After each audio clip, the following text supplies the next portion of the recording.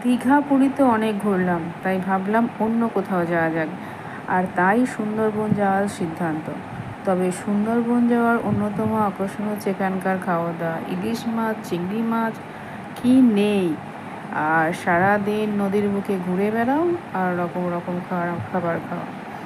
নদীর বুকে ঘুরে বেড়ানো বোটে করে সত্যি আমি এর আগে কোনোদিন এটা অনুভব করিনি। এক অপূর্ব অনুভূতি। সেই সঙ্গে আছে দর্শনীয় স্থানগুলো ঘুরে বেড়ানো, রবীন্দ্রনাথের স্মৃতি, বেগম সাহেবের বাংলো। ঝুমুর নাচের তাল সত্যিই অপূর্ব। এত সুন্দর তাল মিলিয়ে ওরা নাচছিল বলার কথা নয়। আর কেনাকাটার কথা কেনই বা বাদ দিই, এমন কিছু জিনিস নেই যে এখানে দোকানে নেই। সব জিনিসই এখানে আছে।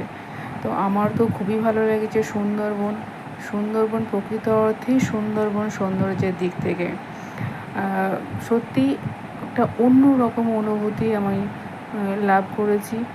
আর আমি সবাইকে বলবো তারাও যেন একবার সুন্দরবনে এসে ঘুরে যায়, কারণ এই অনুভূতির সঙ্গে গ্রামের পরিবেশের সঙ্গে সত্যিই একাত্ম হয়ে যাওয়া যায়।